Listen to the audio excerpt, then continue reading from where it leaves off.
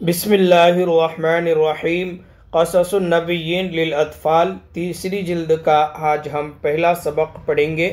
من کنعان الی مصر، کنعان سے مصر کی طرف، یعنی کنعان سے مصر کی طرف منتقل ہونے کا واقعہ۔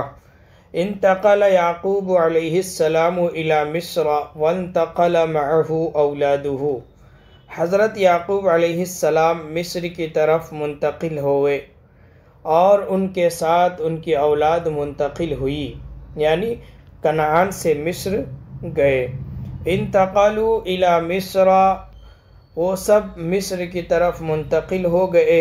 لأن یوسف ابن یعقوب علیہما السلام هو سید مصر یأمر وینہی فیہا، اس لیے کہ حضرت یوسف بن یعقوب علیہما السلام وہ مصر کے سردار تھے، وہ حکم دیتے تھے اور روکتے تھے، فیہا اس میں، مصر میں حکم دیتے تھے اور روکتے تھے۔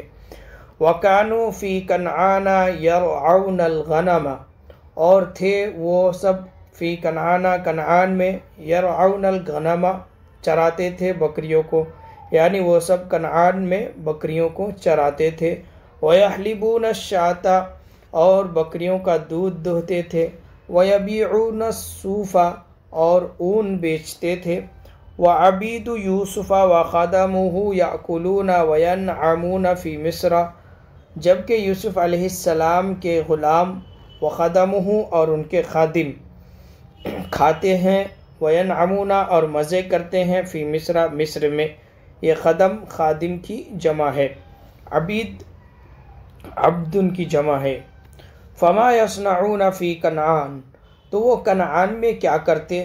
وَلِمَاذَا لَا يَذْهَبُونَ إِلَى مِصْرَ، اور کیوں مصر کی طرف نہ جاتے؟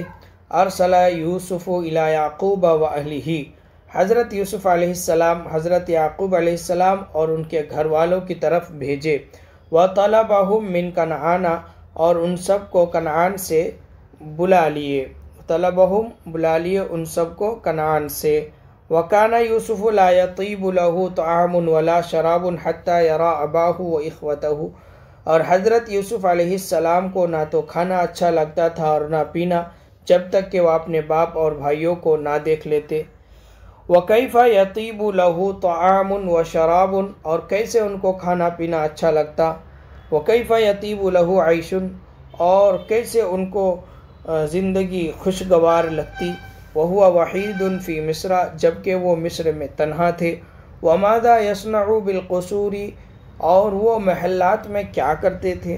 وَأَبُوهُ وَإِخْوَتُهُ فِي بَيْتٍ صَغِيرٍ فِي كَنْعَانَ، جبکہ ان کے والد اور ان کے بھائی کنعان میں ایک چھوٹے گھر میں رہتے ہیں۔